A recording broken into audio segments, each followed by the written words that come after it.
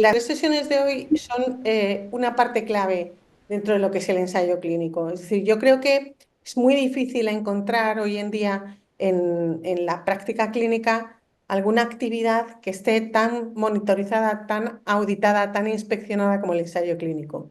Y esto forma parte de un reto y un punto importantísimo en el ensayo clínico, que es una actividad que está hipervigilada. Es decir, no se hacen las cosas a criterio de cualquiera que pasa por aquí, ni del mismo investigador, ni del promotor, es decir, nadie va por libre. Toda esta actividad, una vez propuesta y una vez aceptada por las agencias, como os explicaba ayer Noelia Vega Gil, tanto por el comité como por la agencia, y una vez firmado el contrato, las cosas que se van haciendo tienen que ceñirse siempre al protocolo de ensayo clínico. Y esta actividad que se va desarrollando, que se va ejecutando, una vez aprobado el protocolo, como os digo, pues tiene que ser constantemente revisada. ¿Y cómo se revisa? Pues a través de la monitorización del ensayo clínico, de lo que os va a hablar Lucía Alconero hoy, a través de las auditorías y las inspecciones, y sobre todo desde el punto de vista de la vigilancia también de seguridad, como os va a hablar Mar.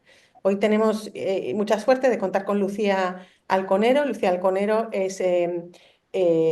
trabaja en la Agencia de Ensayos Clínicos del IDIVAL desde hace mucho tiempo, tiene mucha experiencia porque ha ido pasando por distintas etapas. Primero ha sido monitora de ensayos clínicos, después gestora de proyecto y da una asesoría a través de la Agencia de Ensayos Clínicos del Instituto, y muy importante, de tipo metodológico bueno, y de gestión documental.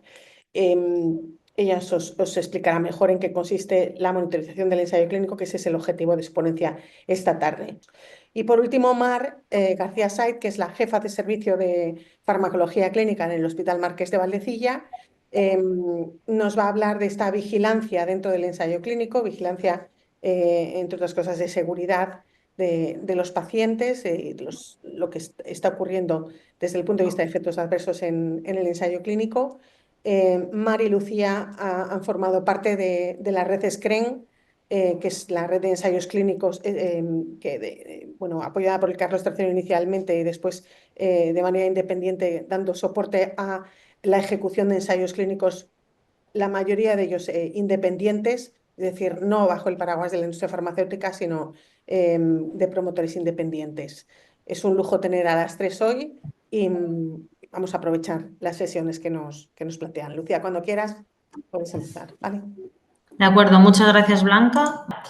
Bueno, pues nada, muchas gracias, Blanca. En primer lugar, para no demorarnos más, voy a contaros más o menos los puntos importantes que considero para esta sesión conocer en cuanto a qué hace un monitor, qué es la monitorización y cómo se desarrolla en la cadena del ensayo clínico, ¿no? Entonces, en primer lugar, tenemos que saber qué es la monitorización de un ensayo clínico, y para ello nos vamos a basar en lo que dice la legislación. Entonces, la monitorización se define como un conjunto de actividades que van encaminadas al desarrollo de un ensayo clínico, y para ello nos vamos a fijar en 3 pilares fundamentales. Por un lado, se va a proteger los derechos y el bienestar de los sujetos incluidos. Además, es necesario cotejar todos los datos que sean incluidos en el cuaderno de recogida de datos con los documentos fuente, que son las historias clínicas. Y por último, también el monitor o en estas actividades se tiene que seguir el protocolo, revisar que se siga al dedillo el protocolo, todas las enmiendas aprobadas y las guías de buena práctica clínica y toda la normativa vigente.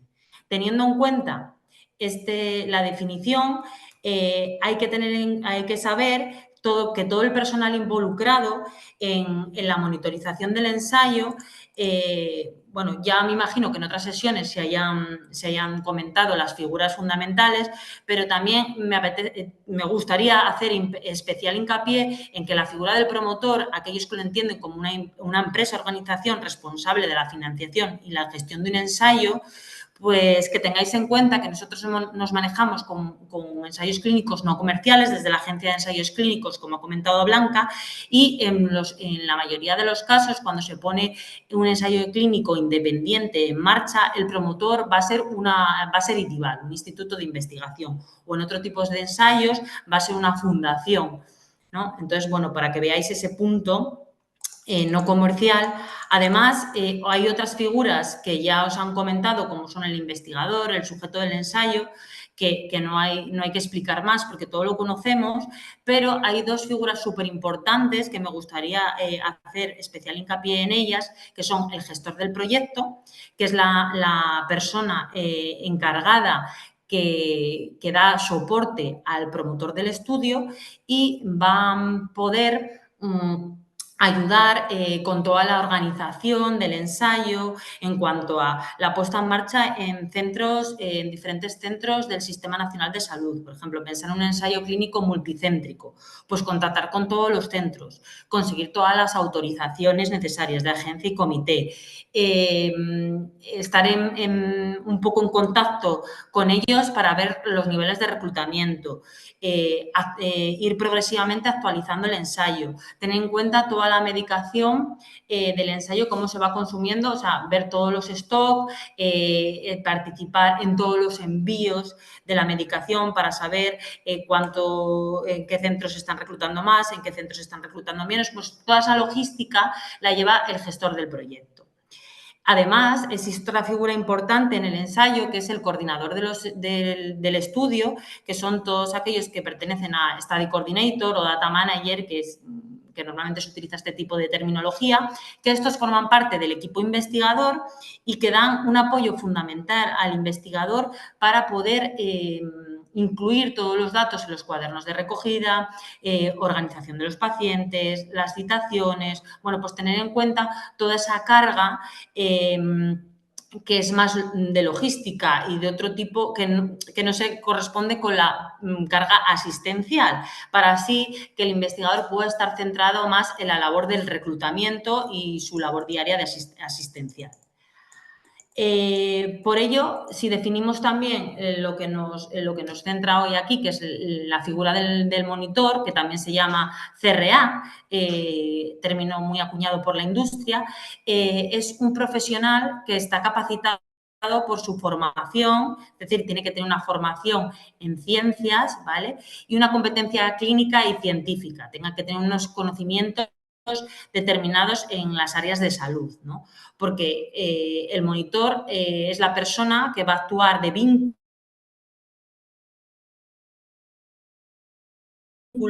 entre el promotor del ensayo y el equipo investigador.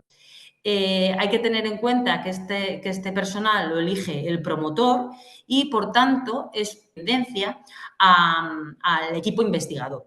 ¿Vale? Entonces, así, de esa manera, todos los datos que verifique y tal está totalmente independiente y sus labores son totalmente distintas al equipo investigador.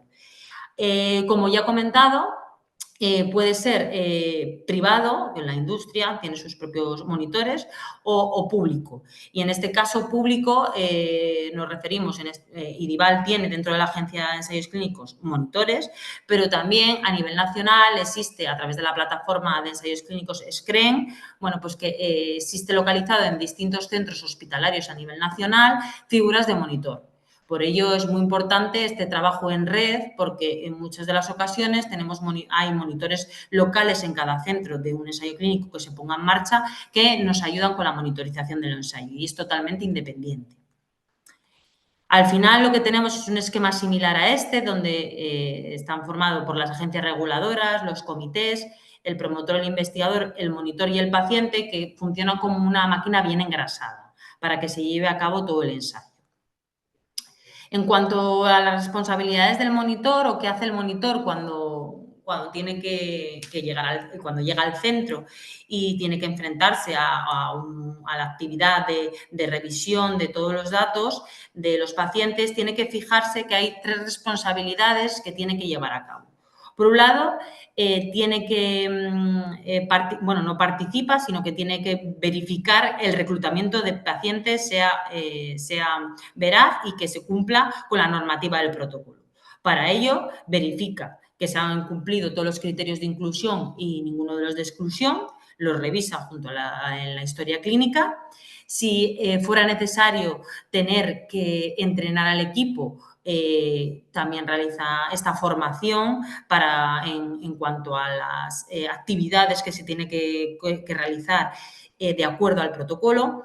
Y una vez que ha terminado estas actividades, sí que tiene que hacer unos informes de lo que se ha ido encontrando en el centro para remitir al promotor. Y el promotor es quien lo revisa y verifica el funcionamiento, que todo está correcto o habría que hacer algún ajuste en los centros.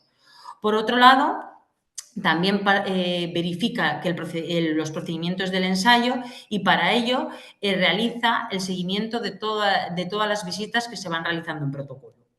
Además, para ello revisa la gestión de la documentación y de las muestras, pues va verificando que los envíos de las muestras hayan sido correctos, los tiempos correctos, que hayan llegado a promotor o al laboratorio de referencia, que se obtengan los resultados. Además, toda la documentación que, por ejemplo, está en el archivo del investigador se encuentre debidamente cumplimentada y archivada. Por último, otra responsabilidad es la medicación del ensayo, porque realizará determinadas visitas en farmacia para verificar que el almacenamiento, la distribución y la dispensación sea correcta. Más bien las temperaturas, que sean correctas donde se haya mantenido la medicación de estudio, que se hayan dispensado a los pacientes que se hayan incluido en el ensayo y también un control del stock para dar informe al promotor y, si es necesario, mandar más medicación o, por otro lado, hay que dejarlo un determinado tiempo o si hay que destruirla. Bueno, pues todas estas gestiones relacionadas con la medicación lo va a hacer el promotor por lo que comentaba. Al final es el nexo de unión entre el equipo investigador y el promotor del estudio. Para ello va a verificar todos los documentos involucrados, que más o menos todos sabéis, os han oído hablar de ellos, que son el consentimiento informado, muy importante porque todos estos documentos que se van a revisar van acordes a un plan de monitorización que realiza el gestor y lleva a cabo el monitor, donde en la mayoría de ellos, bueno, en todos, se revisan el 100% de los consentimientos informados, que han sido correctamente firmados por el paciente, si existe copia, el protocolo, si están las versiones archivadas correctas de protocolo y se sigue la última versión, el manual del investigador, si hay algún cambio en la ficha técnica o en el IMPD del fármaco, ¿vale? Y, en general, una revisión de todas las secciones del archivo del investigador. Esto es muy importante, no solo revisión de los pacientes que han sido incluidos junto con el cuaderno de recogida de datos, sino que es importante revisar toda la documentación. Los escenarios en los que nos podemos encontrar en el ensayo clínico para realizar esta monitorización, vamos a plantearlo como el inicio del ensayo clínico, como el momento en el que se recluta el primer paciente, ¿vale? Y la finalización es la última visita del último paciente incluido en el ensayo. Hay dos términos que hay que tener en cuenta, es que en algunos casos puede haber una finalización anticipada, que esto se produce prematuramente el ensayo clínico por alguna razón descrita por el promotor y no descrita en protocolo, decide parar el ensayo clínico. En muchos de los casos puede ser que esté relacionado con las variables de eficacia y seguridad, se haya realizado un análisis intermedio y se haya decidido, por ejemplo, parar el ensayo. Pero también existe otra paralización temporal, que esto sucede cuando, por ejemplo, se decide hacer una interrupción temporal del ensayo con la intención de reanudarlo. Esto puede ocurrir en algunas situaciones, como por ejemplo una rotura de stock en una determinada medicación. Entonces, se tiene que parar el ensayo hasta que se reponga el stock.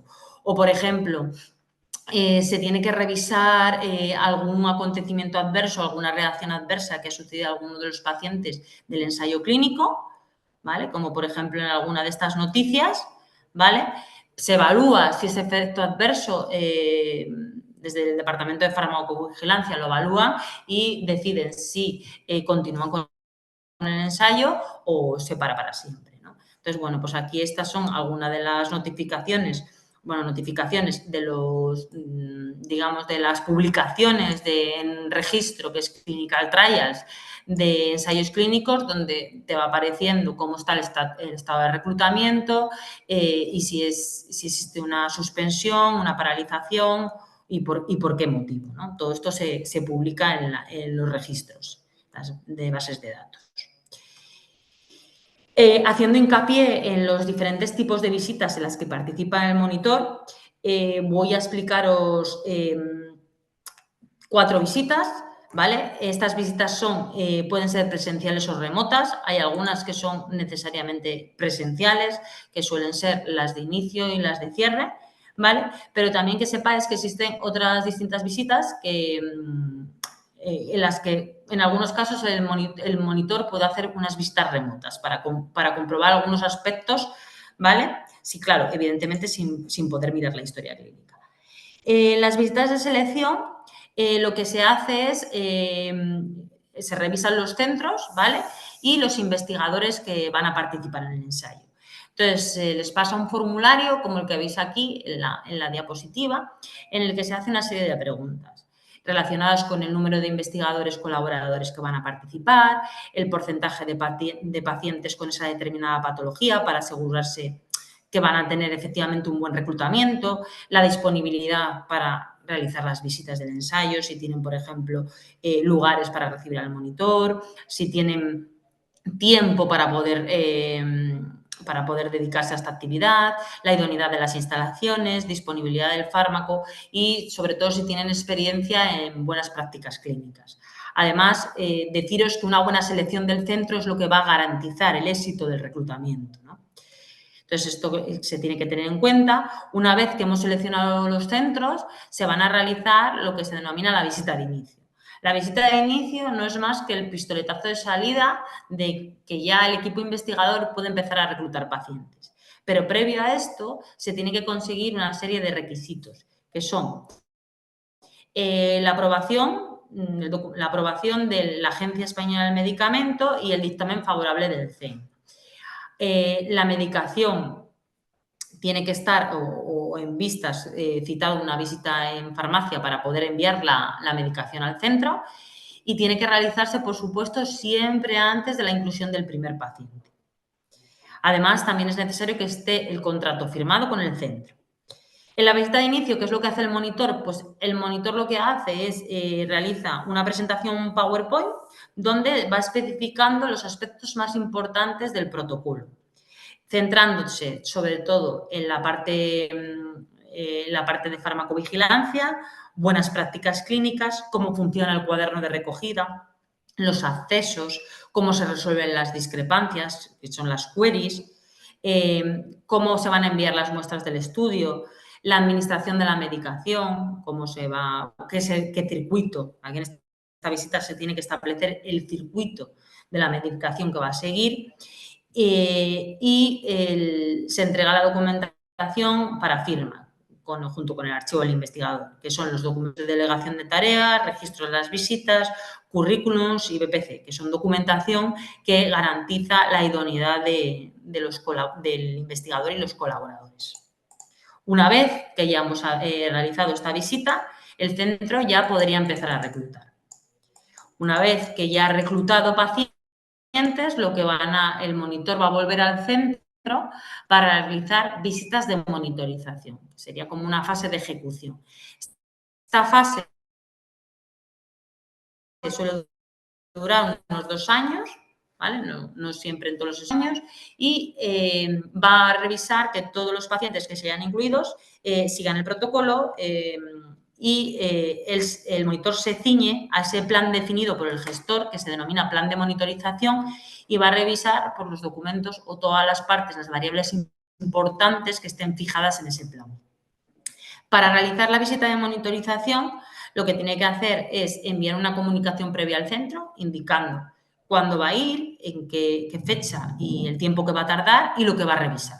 Que suele ser la revisión del archivo, consentimientos informados, acontecimientos adversos si los hay, que va a revisar el CRD y la historia clínica, por lo que tiene que garantizar los accesos a la historia o la documentación impresa para que pueda revisar. La medicación, va a mirar las dispensaciones sean correctas, las muestras y va a firmar documentación que se genere nueva, ¿vale? En definitiva, es actualizar ese archivo del informe. Por último, una vez que ya se tienen todos los pacientes reclutados, lo que se va a pasar es a la visita de cierre. Para realizar la visita de cierre es necesario que el monitor acuda al centro una vez que se hayan resuelto todas las queries o esté previsto que se resuelvan las últimas queries pendientes. Por tanto, y haya finalizado el último paciente, incluido el tratamiento. Para la visita de cierre se tiene que completar toda la documentación pendiente, archivar la documentación, recoger certificados de destrucción, notificar a las agencias reguladoras como Agencia Española del Medicamento y Comité que se va a producir el cierre del ensayo. Todo esto tiene que, o sea, todas las actividades en esta visita de cierre que haya pendientes se tienen que finalizar, no se puede dejar nada pendiente para otra visita porque ya no va a haber más. Como mucho, lo único que se tiene que dejar pendiente es el informe final que irá a la Agencia Española y al Comité en un año desde la finalización global del ensayo. Tienes un año para mandar este informe, ¿vale? Con todo lo detectado y toda la evolución de tanto resultados de eficacia y seguridad del ensayo. Y cuando nos referimos a las queries, ¿qué es lo que normalmente encontramos? Bueno, pues las queries son las discrepancias que vamos a encontrar en la visita de monitorización. No es más que esos pequeños, digamos, errores que se van detectando entre la historia, es el documento fuente, y que se han transcrito al cuaderno del cuaderno de recogida de datos de manera errónea. Entonces, el monitor va a ir revisando todas las variables para ver si son correctas. Pero siempre existen también otros tipos de errores relacionados por ejemplo, con la documentación. Y es que parece, pero el consentimiento informado parece que es algo fácil, pero siempre suele haber errores en esto. Pues, por ejemplo, el paciente tiene que ir siempre firmado el puño y letra del paciente, tendría que poner su segundo apellido, falta completar la fecha por parte del investigador y lo ha completado el paciente, porque digamos que el paciente firma y escribe toda la parte del consentimiento informado menos la parte final, que es donde aparece, solo firma el investigador y pone su fecha. ¿Vale? Luego también, por ejemplo, hay que garantizar la adherencia al tratamiento, ¿vale? Se tiene que comprobar que todas las dispensaciones con los pacientes reclutados sean correctas, que todos por ejemplo, los SAEs, los acontecimientos adversos, hayan sido enviadas en el plazo correcto, que son 24 horas de su detección, ¿vale? A un determinado email que facilita el promotor. ¿Y cómo actuamos si encontramos desviaciones en los centros? Pues bueno, existe una clasificación que seguramente la compañera Lisette, que viene a continuación, hablará de las desviaciones también encontradas en las inspecciones, pero nosotros en la monitorización también vemos si hay alguna cosa que no concuerda y que no se ha hecho de manera correcta. Entonces, las clasificamos en función de si afecta a la seguridad y bienestar de los sujetos incluidos, así como a la calidad de los datos recogidos. Si afecta, en estos casos, a la seguridad y a la calidad de los datos, se consideran graves. Algunas de ellas son no enviar las autorizaciones a la agencia, ausencia del consentimiento informado, ausencia de seguro, no notificar las reacciones adversas, incumplimiento de los principios de buena práctica clínica o bienestar del paciente, o cometer 3 infracciones graves en 2 años. En otro de los casos se clasifican en leves, pues por ejemplo, en procedimientos del protocolo, y con ello me refiero, pues no se ha hecho una determinada prueba, por ejemplo, una prueba de imagen que estaba citada para la visita 3 del paciente, que era una resonancia, no se ha hecho, entonces, bueno, y no es importante porque no repercute en un objetivo principal, sino que era una práctica adicional o complementaria, pues entonces igual se considera como leve. O una analítica que no se ha sacado en un determinado momento, aunque habría que mirar cada caso concreto y dependiendo las variables o los objetivos principales del ensayo. ¿vale? Entonces, eso se iría decidiendo en función del tipo de ensayo y lo que se quiere demostrar. Entonces, una vez que el monitor detecta estos problemas, lo que tiene que hacer es un reentrenamiento del equipo, explicándoles que esto no se puede volver a repetir y de qué manera sería la correcta. Y si, por ejemplo, son graves, pues hay que notificarlo a la agencia desde su conocimiento, tienes entre los primeros 7 días. Y ya finalizado la parte de monitorización, espero que os haya quedado más o menos claro la parte de lo que se realiza durante una monitorización de un ensayo clínico. Sé que es poco tiempo, pero he intentado condensar lo más relevante, ¿no? Y puede que igual tengáis alguna duda o que necesitéis información o apoyo en alguna parte concreta, así que me decís sin problema. Muchas gracias, Lucía. Mira, tienes aquí una pregunta ya. Dice, bueno, te dan la enhorabuena por la excelente sesión. Y dice, en el caso de las desviaciones, ¿quién es el encargado de determinar el tipo de desviación? ¿Lo hace el equipo investigador? ¿El CEIM dice algo al respecto sobre la clasificación de la desviación? ¿Graves, leves? Vale, en este caso el monitor lo que hace es la detecta, ¿vale? Y entonces, como bien he dicho, hace un informe donde describe lo que ha revisado y puede tener una determinada opinión, pero al final esto va transmitido al promotor y el promotor es el que decide al final su clasificación y su manera de notificar. Y yo tengo una cosa que apuntar. Digo, la diferencia entre que un ensayo se esté llevando a cabo y tenga un buen monitor a que tenga un monitor no tan bueno es muy significativa, ¿eh? Es decir, el monitor ayuda muchísimo al equipo investigador y el equipo investigador debe ser permeable a las cosas que encuentra el monitor. Y sí es verdad que la experiencia que yo tengo es que siempre existe un margen, ¿no? No de discusión, de entente. Aunque es verdad que luego toda esa documentación y esa información se transmite al promotor, sí que es verdad que al investigador le dejan explicarse. Es decir, si a veces ocurren cosas y ocurren porque dentro de una situación dinámica, pues no pudieron ser de otra manera, ¿verdad? Y sí que es verdad que la percepción que nosotros tenemos es que el kit de la cuestión está en si se pone en riesgo o no la seguridad del paciente. Y eso, es decir, todo aquello que pone en riesgo la seguridad del paciente, a priori, yo creo que se clasifica no como una desviación mayor o como una desviación grave. Y lo que no pone ya tan en entredicho o los endpoints fundamentales del ensayo clínico o la seguridad del paciente, entonces es algo menor, ¿no? Pero la experiencia que yo tengo es que efectivamente, si el monitor te escucha y te permite explicarte, después se transmite mucho mejor la información a promotor, no sé si lo piensas tú, Lucía, y, Sí, sí, sí, sí, y bueno, totalmente. pues las cosas bien explicadas a veces no se mueven de cómo se ha catalogado, pero sí que es verdad que el entender el entorno en el que se producen las desviaciones es importante también, ¿no? Y esta es la diferencia Totalmente. también entre un buen monitor y un monitor pues no tan bueno, ¿no? Ujú. Pero es un trabajazo. O sea, yo creo que el trabajo del monitor encaminado a, bueno, pues eso, a vigilar, a revisar y sobre todo a construir, ¿no? Todo pasa lo mismo con las auditorías y con las inspecciones, pues es un trabajo que bien entendido ayuda muchísimo al equipo investigador y a que las cosas salgan bien. Ujú. No sé si hay más preguntas. Parece que no. Muchísimas gracias, Lucía. Gracias a Muchísimas vosotros. gracias. Venga, hasta Buenas luego. tardes. Buenas tardes. Buenas tardes, Mar.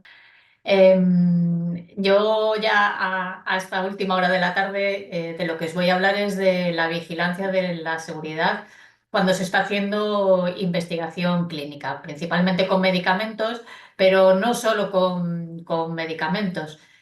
Por supuesto, cuando hacemos cualquier tipo de investigación clínica, por ejemplo, con productos sanitarios, también hay que vigilar la seguridad y eso es lo que ahora se está llamando materiovigilancia. La investigación clínica con productos invasivos, por supuesto, también tiene que recoger todos aquellos aspectos relacionados con la seguridad del procedimiento, pero sobre todo en lo que nos vamos a centrar es en cómo vigilamos la seguridad de los medicamentos en investigación, ¿vale? Lo que llamamos farmacovigilancia, entendiendo que medicamentos son sustancias químicas, productos biológicos y las terapias avanzadas. Por supuesto, yo creo que cuando un investigador o alguien participa en un ensayo clínico con medicamentos, pues sobre todo lo que le interesa es que los resultados de eficacia sean interesantes, que al final ese medicamento sea útil para nuevos pacientes. Pero claro, no debemos de olvidar para nada que cualquier acción pues tiene su reacción y muchas veces, desafortunadamente, los medicamentos que se investigan también pueden tener problemas de seguridad. De hecho, la seguridad de los medicamentos se evalúa de manera continua durante toda la vida del medicamento. Desde que se empieza a estudiar una molécula, se empiezan a hacer los primeros estudios de toxicidad en animales o estudios in vitro que nos vayan dando pistas sobre la seguridad de ese medicamento.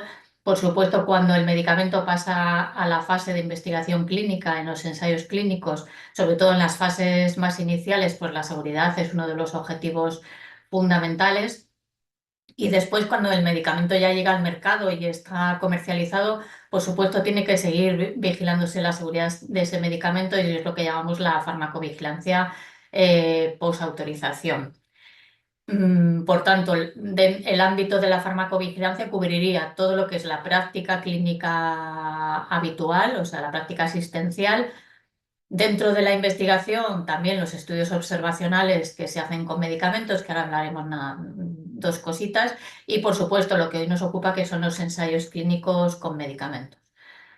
Aprovechando, pues siempre conviene bien recordar un poco que en el caso de los medicamentos o los fármacos ya comercializados, pues hay que seguir vigilando la seguridad, porque cuando un medicamento llega al mercado, muchas veces se desconocen aún efectos adversos que el medicamento pueda tener al aplicarlo a una población mucho más amplia y mucho más heterogénea.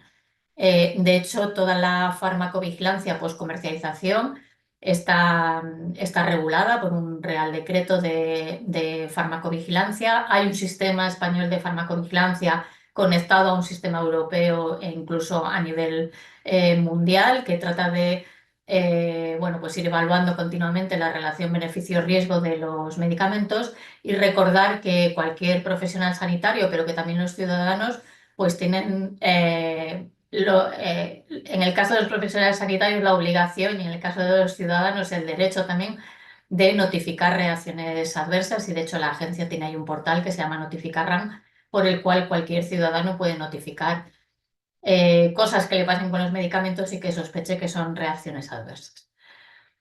Cuando se hacen estudios observacionales, no estamos ya ahora hablando de ensayos clínicos, sino estudios con medicamentos ya comercializados que se utilizan en práctica habitual, pero que constituyen un estudio observacional, que es lo que llamamos ahora los SEOMS, pues hay que recordar que las reacciones adversas que se detecten en esos estudios también tienen que ser notificadas. Y de hecho, bueno, pues hay un Real Decreto que regula estos estudios de utilización y también regula la parte de farmacovigilancia de estos estudios. Y sobre todo, pues hoy de lo que nos vamos a encargar principalmente es de recordar aspectos importantes en la vigilancia de la seguridad de los medicamentos dentro de un ensayo clínico, que como ya habréis oído muchas veces a lo largo de este curso, pues está regulada a nivel europeo por el reglamento de 536 del 2014 y en el caso de España por el Real Decreto de Ensayos Clínicos, el 1090-2015. Con lo cual, ¿cuál es el objetivo de esta presentación? Pues que conozcáis definiciones, criterios, procedimientos por los cuales se evalúan, se registran todos los acontecimientos adversos y las reacciones adversas que ocurren en los ensayos clínicos, es decir, para que conozcáis los aspectos relacionados con la seguridad del medicamento y sobre todo para que tengáis claro cuáles son las responsabilidades que tienen los distintos agentes que participan en el ensayo clínico. el investigador y el promotor principalmente. De manera que, bueno, pues si alguno de vosotros actúa como investigador o actúa realizando tareas dentro de un ensayo clínico, pues sepa un poco a qué atenerse cuando se producen problemas de seguridad. ¿Por qué es importante vigilar la seguridad del medicamento dentro del ensayo clínico? Bueno, como hemos dicho antes, muchas veces el objetivo principal de un ensayo clínico es demostrar la eficacia del medicamento, pero incluso en esos casos es muy importante y es una obligación garantizar en todo momento la seguridad y la protección de los derechos de los sujetos que participan en el ensayo. Y si no vigilamos la seguridad, por supuesto, pues se nos pueden escapar problemas que pueden afectar a los pacientes. Por otra parte, cuando se está reevaluando continuamente esa relación beneficio-riesgo del medicamento en investigación, pues puede haber que tomar determinadas medidas. Por ejemplo, esa vigilancia de la seguridad puede llevar a que haya que hacer enmiendas a un protocolo que ya está en marcha, pues porque se detecta un problema de seguridad, una subpoblación de pacientes que tienen mayor riesgo, o se ve que hay que tomar determinadas medidas para prevenir acontecimientos adversos, y eso puede llevar, por ejemplo, a una enmienda al protocolo. Puede llevar también a la suspensión del ensayo clínico que ya estaba en marcha por un problema de seguridad. También eso nos ayuda a redefinir los diseños de futuros ensayos clínicos, pues, por ejemplo, en cuanto a la pauta de administración, población a incluir o medidas adicionales de seguridad que haya que aplicar en los ensayos clínicos posteriores con ese medicamento. E incluso pues, puede llevar a la reevaluación del desarrollo global del producto. Todos somos conscientes de que hay productos en investigación que se quedan en la fase 1 o en la fase 2 porque se detectan problemas de seguridad. Pues bien, por eso es importante mantener la vigilancia en todo momento. Muchas veces en los ensayos clínicos aparece una figura que es el Comité Independiente de Monitorización de Datos, que muchas veces lo veréis en los protocolos. Son comités formados por un pequeño grupo de personas expertas en la enfermedad o en farmacovigilancia, que lo que van a hacer es ir monitorizando los datos, no desde el punto de vista del monitor que os ha contado Lucía, sino bueno, pues como personas expertas que van viendo cuáles están siendo los resultados del ensayo clínico, de manera que bueno, pues pueden aconsejar al promotor en cuanto a la continuidad o no de ese ensayo clínico o a la aparición de determinados datos de seguridad que inquieten un poco en ese ensayo clínico. Por supuesto, no tenemos que confundir este comité con el Comité de Ética de Investigación con Medicamentos, para nada tienen que ver. Como os digo, generalmente son comités de un pequeño número de personas expertas que, como si dijéramos, van dando un feedback al promotor pues para decirle si lo está haciendo bien o si requiere tomar algún tipo de medida. Bueno, aquí tenéis un montón de palabras que, bueno, a lo largo de la presentación yo creo que van a quedar un poquito más claras.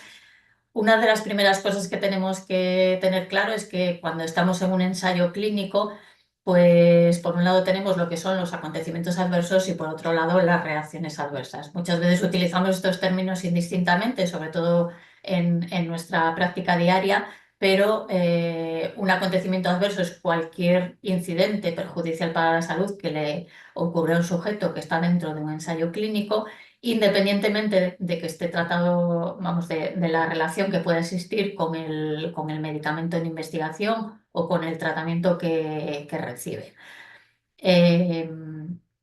Siempre va a haber una relación temporal porque bueno, pues el paciente está participando en un ensayo clínico, recibe el medicamento en investigación y posteriormente le sucede ese acontecimiento adverso, pero eso no significa que haya relación causal establecida con el medicamento. Sin embargo, cuando ya hay una sospecha, y es importante incidir en eso, en que estamos hablando de sospechas, cuando existe una sospecha de relación causal entre lo que al paciente le ha ocurrido, ese acontecimiento adverso, y el medicamento en investigación que se ha administrado, pues entonces ya hablamos de reacción adversa. Es como que le cambiamos el término y empezamos a hablar de reacciones adversas. La definición, como si dijéramos legal, de reacción adversa es cualquier respuesta nociva y no intencionada a un medicamento en investigación. En el caso del ensayo clínico es cualquier acontecimiento adverso donde se sospeche relación causal. ¿Cómo sospechamos esa relación de causalidad? Pues aplicando los algoritmos de causalidad. Aquí os muestro un algoritmo de causalidad, que es el de Carsi-Lasaña modificado, que realmente es el que se emplea en farmacovigilancia ya de productos comercializados, pero que nos sirve un poco para ver cuáles son los criterios con los que establecemos la causalidad, ¿no? Primero tiene que haber una secuencia temporal compatible entre la administración del medicamento y la aparición del evento, que eso, bueno, pues siempre va a ocurrir. Un conocimiento previo, pues el grado de conocimiento que tenemos de que ese acontecimiento adverso puede estar producido por el medicamento, el efecto que se produce después de la retirada del medicamento, es decir, si el paciente mejora o no, la readministración, en el caso de los ensayos clínicos, muchas veces, una vez que aparece un acontecimiento adverso, pues puede que el paciente ya se le retire del ensayo, pero bueno, pues si está contemplada la readministración, pues habrá que ver qué es lo que ocurre después de que hay de nuevo una exposición a ese medicamento. ¿Vuelve a aparecer la reacción adversa o no lo hace? Y la existencia de una causa alternativa al medicamento que explique mejor ese acontecimiento clínico que le ha pasado al paciente. En función de estos criterios, pues en el caso del algoritmo de Carsi-Lasaña se van sumando puntuaciones y al final quedan unas categorías de probabilidad que van desde definitiva o definida hasta improbable. Generalmente los ensayos clínicos de posible para arriba, pues consideramos que ya puede haber una relación entre el medicamento y el acontecimiento adverso y ya lo cambiamos de término y lo llamamos reacción adversa. Otro tema importante, otro adjetivo que le ponemos siempre a los acontecimientos adversos y a las reacciones adversas en este ámbito es el de la gravedad. Consideramos que un acontecimiento adverso o reacción adversa es grave cuando se cumple alguno de estos criterios, que produce la muerte del paciente, amenaza su vida, requiere o prolonga la hospitalización, produce una invalidez o incapacidad permanente. También las anomalías o malformaciones congénitas se consideran graves y cualquier acontecimiento médico que el investigador considere clínicamente relevante. Cualquier acontecimiento adverso que cumpla alguno de estos criterios pues se considera grave. No hay que confundir gravedad con intensidad y aquí os pongo un ejemplo y os hago una pregunta. Una leucopenia grado 3, que ya es bueno, pues un grado importante, ¿no?, de leucopenia, un paciente que ya tiene entre 1000 y 2000 leucocitos, ¿siempre se va a considerar grave? Pues bueno, puede que a criterio del investigador se considere grave. Si además amenaza la vida del paciente, por supuesto que sí, pero si es un dato analítico aislado, sin ningún tipo de repercusión en el paciente y que además el investigador no lo considera relevante, pues podría no ser una reacción adversa grave. Por tanto, una cosa son los criterios de gravedad y otra cosa es la intensidad o la fuerza, ¿no?, o sí, bueno, la intensidad con la que se produce el acontecimiento adverso. Y también otra cosa que se evalúa a nivel del ensayo clínico es la esperabilidad, ¿vale? Cualquier acontecimiento, cualquier reacción adversa, es decir, tenemos ya un acontecimiento adverso que ha pasado a ser reacción adversa, ahora lo que tenemos que ver es si se trata de algo inesperado, que no estaba previamente descrito, o es algo, bueno, pues que ya estaba descrito con ese medicamento en investigación. Diremos que es inesperado si en relación a la naturaleza de ese acontecimiento, a su intensidad o a sus consecuencias, eso no estaba previamente descrito, es decir, era algo desconocido. Para ello, pues tendremos que utilizar una información de referencia. ¿Cómo sabemos si eso había ocurrido previamente o no? Pues cuando estamos ante medicamentos en investigación que todavía no están comercializados, es decir, generalmente los ensayos clínicos promovidos por la industria, pues haremos referencia o miraremos en el manual del investigador. El manual del investigador es ese documento que siempre está ahí junto con toda la documentación del ensayo clínico, que cuando veíamos toda la documentación en papel, pues solía ser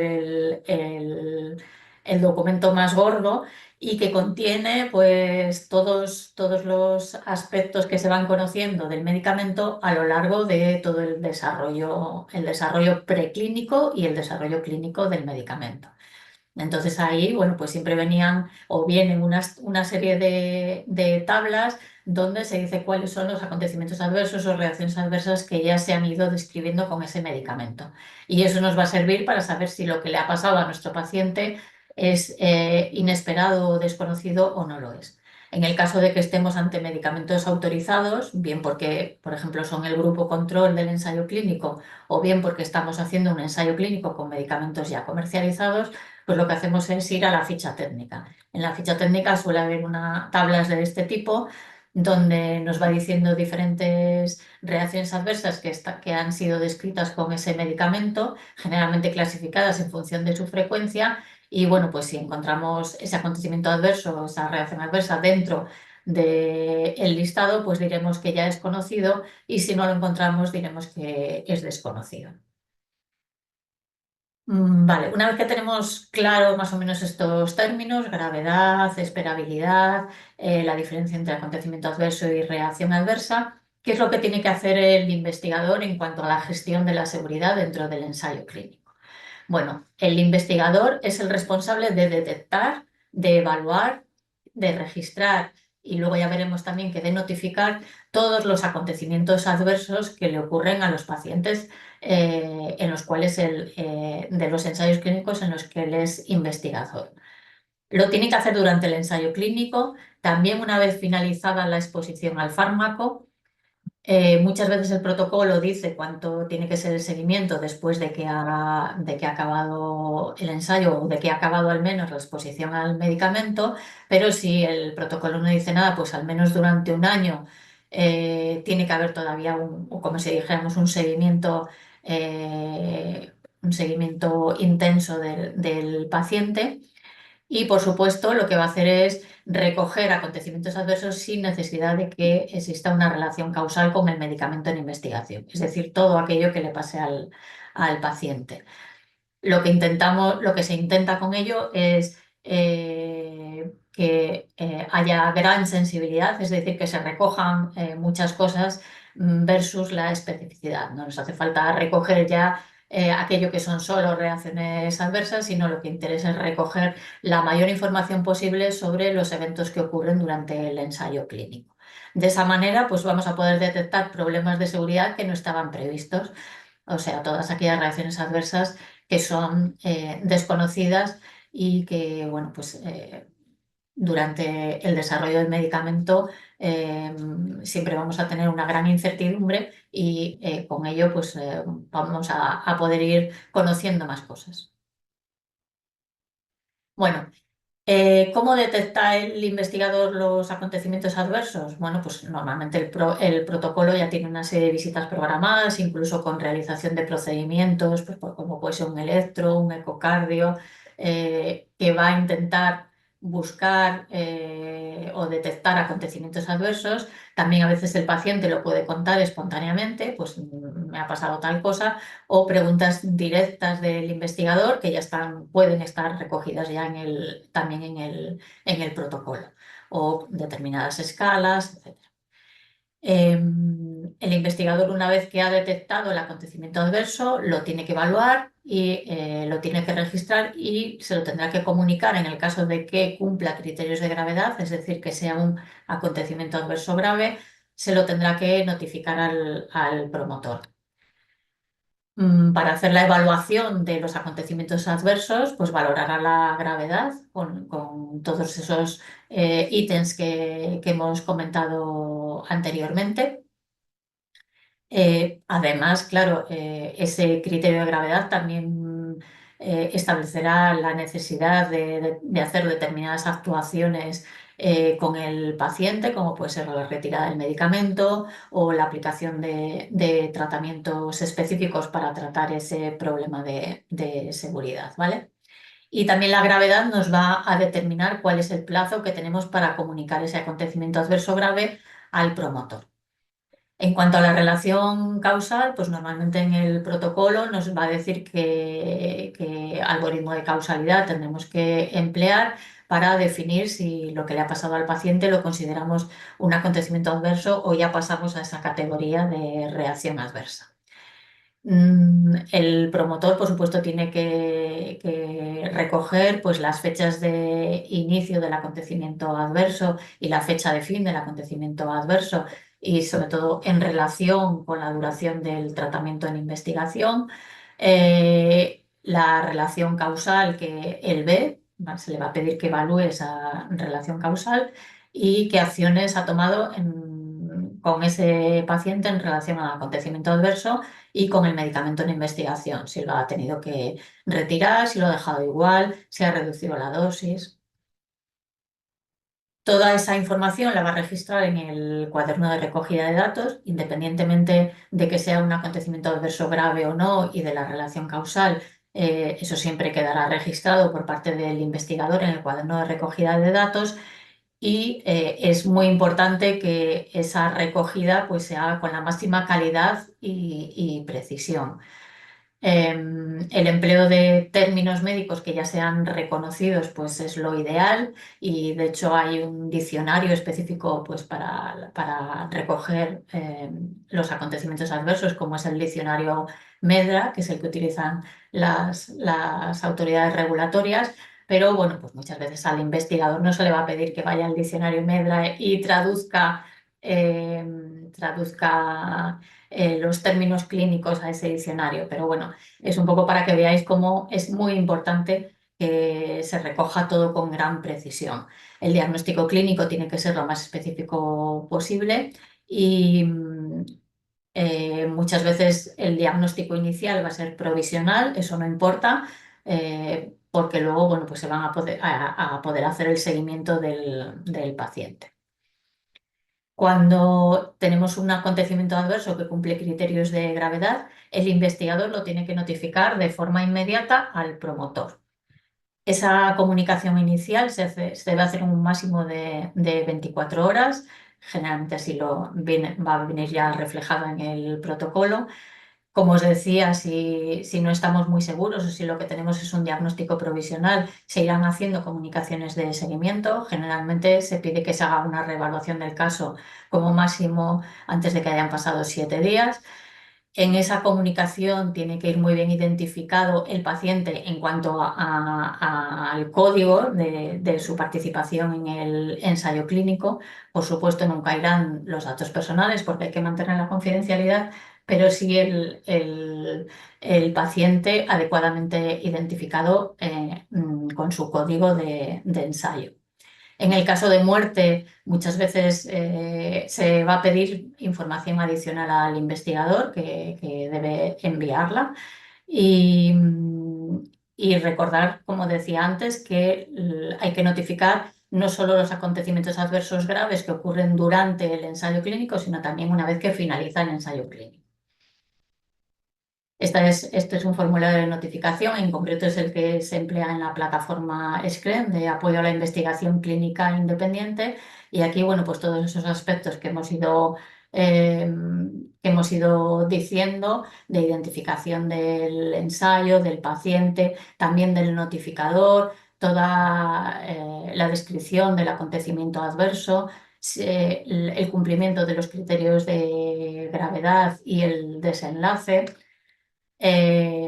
las fechas de inicio, fin del medicamento en investigación y también si el investigador considera que hay una relación causal o no entre el medicamento y lo que le ha ocurrido al paciente, qué acciones ha tomado, si el acontecimiento adverso ha remitido a suspender la medicación y si ha reaparecido al reintroducir el medicamento. medicaciones concomitantes que esté recibiendo el paciente, porque es posible que luego en una segunda etapa pues, se vea que lo que le ha pasado al paciente no está relacionado con el medicamento en investigación, sino con otros medicamentos que el paciente tenía de base o que recibía. Si hay alguna causa alternativa que nos explique mejor que el medicamento lo que le ha ocurrido al paciente, ese evento clínico, cualquier otro aspecto relevante de la historia clínica, datos de laboratorio, exploraciones complementarias y, por supuesto, pues, la firma del investigador que notifica. Bueno, cuando el promotor ya recibe va recibiendo la información sobre la seguridad del medicamento que está siendo generada pues, en el centro de investigación, lo que tiene que ir haciendo es evaluar de forma continua la seguridad del medicamento, no solo en ese ensayo clínico, sino en todos los ensayos clínicos que se estén realizando con ese producto. Esto sobre todo aplica a la industria farmacéutica, pues que con un determinado medicamento en investigación pues puede tener más de un ensayo clínico en marcha. El promotor generalmente tiene muy bien establecidos todos los procedimientos por los que va a manejar la información de seguridad que le llega y también tiene como compromiso no solo ir evaluando la seguridad, sino también ir informando a las autoridades sanitarias y a los propios investigadores de cualquier aspecto de seguridad que sea relevante. Una de como si dijéramos, la primera función que tiene el promotor es que cuando recibe una reacción adversa grave e inesperada por parte del investigador, se lo va a tener que notificar a las autoridades sanitarias. En el caso de España, a la Agencia Española de Medicamentos y Productos Sanitarios, pero también, bueno, pues toda esa información ahora pasa de manera automática también a la Agencia Europea del Medicamento. Recordar que para que haya esa notificación expeditiva del promotor a las autoridades sanitarias, se tiene que cumplir que sea una sospecha de reacción adversa, que cumpla criterios de gravedad y que a su vez sea inesperada. El promotor tiene 15 días naturales para notificar a las autoridades cualquier reacción adversa grave, inesperada, no mortal o que no ponga en peligro la vida. Sin embargo, en el caso de que sean mortales, tiene 7 días para hacerlo. Y por supuesto, según le va llegando más información del seguimiento que le va proporcionando el investigador, pues irá enviando también esa información de seguimiento a las autoridades sanitarias. En ensayos clínicos, esa notificación, el promotor la hará no solo de las reacciones adversas graves inesperadas que ocurran en España, sino en cualquier otro Estado miembro europeo, ¿vale? Y actualmente esa notificación se realiza pues, a la base de datos europea que se denomina EudraVigilance. Esa base de datos tiene una parte para medicamentos en investigación y luego tiene otra parte para medicamentos ya comercializados. O sea que al final toda la información de seguridad de medicamentos que se genera en Europa va a esa única base de datos que se llama EudraVigilance. Bien, la notificación, por tanto, se hace actualmente por vía electrónica. Hasta hace un tiempo, pues todavía teníamos la posibilidad de enviar notificaciones o bien por correo electrónico, por fax directamente a la agencia, pero ahora hay que hacerlo todo a través de EudraVigilance, que es el portal común que se tiene que emplear para la notificación de reacciones adversas. Por otra parte, no ya en los casos puntuales de que haya una reacción adversa grave inesperada, sino toda la información que va generando el promotor va recibiendo información sobre la seguridad del medicamento en ese ensayo clínico o en otros ensayos clínicos y tiene que ir como si dijéramos, procesando esa información y estableciendo una serie de informes de seguridad. Uno de ellos es el informe anual de seguridad, que llamamos DSUR. Es un informe que hay que ir haciendo anualmente hasta que finaliza el ensayo y el promotor lo tiene que ir enviando también anualmente a la Agencia Española de Medicamentos y Productos Sanitarios y a la Agencia Europea del Medicamento, y en este caso también se envía al Comité de Ética de Investigación con Medicamentos, que actuó como comité de referencia. Actualmente, esa notificación que antes se hacía a través del portal, un portal que tiene la Agencia Española del Medicamento, ahora ya, como estamos pasando todo al portal europeo, al famoso CETIS, pues esa notificación de los informes anuales de seguridad también se tiene que realizar a través de la plataforma europea denominada CETIS. Por otra parte, si en algún momento se genera información sobre algún problema específico de seguridad, antes de que haya pasado, como si dijéramos, ese año, pues se realizan informes ad hoc que el promotor también tendrá que enviar a las autoridades sanitarias y al CEN. Y si en algún momento estas autoridades regulatorias piden información al promotor, pues también lo tendrá que enviar. O sea, no siempre es que el promotor envíe a las autoridades porque le toca, sino que a veces las autoridades también pueden requerir o pueden pedir información al promotor. Yo creo que en este diagrama intento un poco que os quede claro cómo es todo el procedimiento, porque bueno, pues puede quedar, ahora podéis haber tenido un poco de dificultad para ir siguiéndolo todo, pero bueno, yo creo que con esta figura se ve bien, como cuando en un ensayo clínico aparece un acontecimiento adverso, pues va a ser el investigador el que lo detecte, lo evalúe, lo registre en el cuaderno de recogida de datos y tome aquellas decisiones clínicas que tenga que tomar en ese paciente concreto. Por otra parte, llevar a cabo la evaluación de la gravedad, de manera que se podrá clasificar ese acontecimiento adverso como grave o no grave. En el caso de que sea no grave, ya está registrado en el cuaderno de recogida de datos, pues ahí se queda. En el caso de que sea un acontecimiento adverso grave, tendrá 24 horas para notificárselo al promotor. Evaluará también la causalidad, junto con lo hace por un lado el investigador, pero también el promotor, evaluar la causalidad y la esperabilidad, de manera que si ese acontecimiento adverso grave se clasifica como reacción adversa grave e inesperada, es cuando habrá que hacer notificación expeditiva a las autoridades sanitarias por parte del promotor. ¿Vale? Recordar que las funciones del promotor son evaluar, notificar de forma expeditiva a las autoridades sanitarias y vigilar la seguridad global del medicamento en investigación. Bueno, pues aquí veis un poco todo el proceso. Algunos aspectos particulares que merecen especial atención. Por una parte, recordar que en el protocolo del ensayo clínico siempre hay un apartado relativo a seguridad, que lo que intenta, bueno, pues es que ahí estén todos los procedimientos de seguridad que hay que realizar en el ensayo clínico y con el medicamento en investigación, de manera que, bueno, pues se realice de manera homogénea por todos los centros.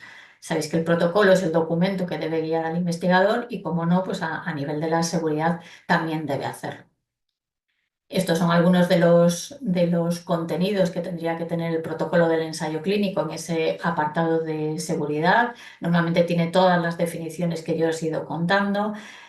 Cuáles son los acontecimientos adversos más importantes en ese ensayo clínico y que por tanto van a requerir notificación inmediata, o también aquellos acontecimientos adversos que no van a requerir una notificación tan inmediata, ¿no? Ahí vendrán los contactos del promotor, del responsable de seguridad, para que ante un acontecimiento adverso que, como veis, tenemos 24 horas para notificar, pues no nos perdamos en buscar a ver el correo de no sé quién o de no sé cuánto. Bueno, pues si eso lo tenemos en el protocolo, será mucho más fácil de buscar. Todos los procedimientos de recogida, de evaluación, de archivo, cómo se debe hacer el seguimiento de los pacientes, los procedimientos de notificación por parte del promotor, qué hacer ante en ensayos clínicos ciegos, que ahora comentaremos un poquito, si hay algún tipo de delegación de responsabilidades, etc. La típica frase de que todas las reacciones adversas graves inesperadas se notificarán de acuerdo a la normativa vigente, pues no es lo ideal dentro de un protocolo de un ensayo clínico. Es mejor que toda esa información esté realmente pormenorizada para que eso nos sirva de herramienta o de apoyo a la hora de cuando nos surge un problema de seguridad. En el caso de los ensayos clínicos ciegos, pues a veces la gestión de los acontecimientos adversos o de las reacciones adversas pues, puede estar un poco dificultada. Claro, al paciente le pasa algo y como el ensayo clínico es ciego, pues no sabemos, por ejemplo, si el paciente está con un placebo o está con el medicamento en investigación. A priori, si hay un acontecimiento adverso grave, lo que se va a hacer es evaluarlo en cuanto a causalidad, gravedad, conocimiento previo, asumiendo que el paciente está recibiendo el medicamento en investigación. Pues eso llevará a lo que es la notificación expeditiva en el caso de que se considere que es una reacción adversa grave e inesperada. El promotor sí que abre normalmente el código de tratamiento del sujeto afectado que ha tenido una reacción adversa grave inesperada, pero lo que intenta es mantener el ciego para el resto de los actores del ensayo clínico, para los gestores, los monitores, los responsables de análisis principalmente, y también para los investigadores con el fin de no sesgar, em, no hacer que, bueno, pues eso, que se pierda esa potencia que tiene el ensayo clínico ciego. Pero sí que es cierto que si el investigador considera que para tratar adecuadamente a ese paciente que ha tenido un acontecimiento adverso grave necesita conocer la medicación que el paciente está recibiendo y si está recibiendo placebo o está recibiendo el medicamento en investigación, por supuesto que pedirá al promotor que se abra el ciego y, bueno, pues normalmente el ciego se abre, ¿vale? Una vez abierto el ciego por parte del promotor, pues si el sospechoso es el medicamento en investigación, pues se hará la notificación expeditiva, como hemos dicho, a las autoridades sanitarias. Si es el medicamento comparador, pues entonces, y es un medicamento comercializado, pues entonces hay que empezar todo el procedimiento de evaluar la causalidad, de evaluar la esperabilidad, teniendo en cuenta pues, las características del medicamento y lo que contiene su ficha técnica. Entonces, bueno, pues se reevalúa otra vez toda esa reacción adversa, ese acontecimiento adverso grave. Si se considera que es una reacción adversa grave inesperada, se hace también notificación expeditiva, pero si fuera una reacción adversa grave conocida para ese medicamento, pues no requeriría la notificación expeditiva. En el caso de que al abrir el placebo se vea que, digo, al abrir el ciego se vea que es el placebo lo que recibía el paciente, pues solo se hará notificación expeditiva si realmente se está sospechando que el placebo ha podido causar algo. Y como el placebo, por definición, es una sustancia inerte que no tiene efecto, pues sobre todo se notificará cuando se piensa que puede ser un excipiente, una impureza del producto la que ha producido el acontecimiento adverso grave en el paciente.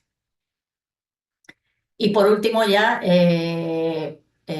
bueno, pues muchas veces las tareas de farmacovigilancia, el promotor se las va a transferir a alguien, ¿no? No va a ser el propio promotor el que las haga, pues se las puede, en el caso de la industria, se las suele transferir a una CRO, pero recordar siempre que al final la responsabilidad última sobre la calidad, la integridad de los datos del ensayo clínico va a recaer en el promotor, ¿vale?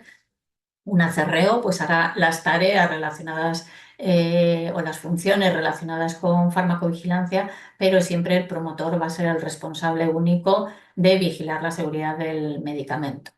En el caso de los ensayos clínicos independientes, pues SCREN, que como os había dicho era la plataforma que da apoyo a la investigación clínica independiente, muchas veces asume esas tareas de farmacovigilancia. Em, Y lo que se hace es, bueno, el promotor, que suele ser un instituto de investigación o incluso un investigador concreto, lo que va a hacer es, como si dijéramos, delegar en SCREN el desarrollo de las tareas de farmacovigilancia. Pero, como hemos dicho, al final siempre el promotor va a ser el responsable último de que los datos de seguridad se estén recogiendo adecuadamente. Aquí dos palabras sobre SCREN. SCREN es una plataforma desarrollada por el Instituto de Salud Carlos III que da soporte a la investigación clínica independiente o no comercial. Hay en torno a 34 unidades de investigación repartidas por distintas comunidades autónomas que van dando apoyo, pues, sobre todo a ensayos clínicos multicéntricos. De manera que, bueno, pues un ensayo clínico promovido, por ejemplo, desde aquí, desde IDIVAL, que se quiere hacer en otros sitios de España, pues va a contar con el apoyo de SCREN, tanto para todas las tareas de monitorización que ha comentado Lucía, como para las tareas de farmacovigilancia que os he comentado, esas las puede asumir la plataforma, y también pues para tareas de análisis de los datos, toda la parte estadística o de elaboración del cuaderno de recogida de datos, pues también en algunos ensayos clínicos los puede asumir la plataforma SCREN. De manera, bueno, pues que intenta que esa investigación clínica independiente, que siempre cuesta más ponerla en marcha, tenga una estructura de apoyo a nivel español e incluso relacionado con ECRIN, que es la red europea también de apoyo a la investigación independiente. Bueno, pues hasta aquí mi presentación, y si queréis hacer alguna pregunta. Muchas gracias, Mar. Yo sí que quería hacer, no sé, lanzarte, ¿no? Cada vez vemos más en los fase 3 que entre sus objetivos secundarios, por ejemplo, de seguridad, figuran los acontecimientos adversos de especial interés, ¿no?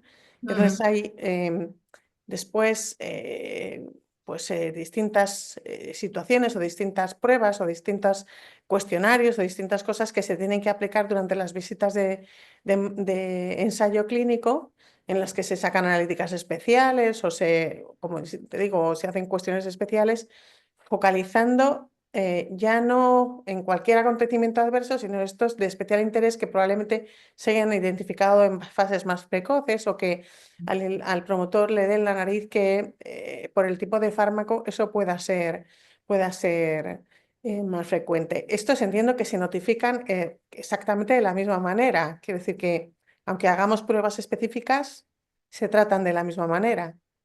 Sí, bueno, es que a veces en el protocolo, por ejemplo, puede estar establecido que igual no tanto si es un acontecimiento adverso que puede resultar especialmente comprometedor, pero sí que es cierto que a veces pues dicen, pues no se requiere la notificación inmediata pues de tales acontecimientos adversos. Generalmente, si ya están incluidos como variables del estudio, ¿no? Entonces pasa mucho, por ejemplo, con los ensayos clínicos de riesgo cardiovascular. Pues claro, si ya la variable principal es que el paciente tenga un evento cardiovascular, pues eso muchas veces no se va a considerar como un acontecimiento adverso grave, sino que al ser ya una variable del estudio, pues en el protocolo te va a decir, bueno, pues estos acontecimientos no habría que notificarlos. Ahora, si son pruebas muy específicamente dirigidas a evaluar la seguridad del medicamento, hombre, yo creo que debieran ser notificadas de todos modos, ¿no? Lo que pasa es que es posible que incluso el promotor tenga sus propios Sistemas. que igual no requieran notificación expeditiva como tal, vamos, notificación del investigador al promotor, porque ya son pruebas que están en el cuaderno de recogida de datos y que el promotor va a ir sacando de ahí directamente. En cualquier caso, lo importante siempre es guiarse por el protocolo y si el promotor no quiere que eso vaya por notificación expeditiva porque le genera, bueno, pues mucho ruido de todo el día llegándole notificaciones y las va a evaluar de otra manera, lo tendría que decir en el protocolo. Fenomenal. Bueno, pues no veo ninguna otra pregunta. Daros las gracias a las tres. La tarde ha sido súper provechosa. Yo creo que da una idea. Os dan la enhorabuena por las magníficas exposiciones, pero yo creo que da una idea, ya lo hemos dicho también antes con Lisette, de la seriedad del problema, ¿no?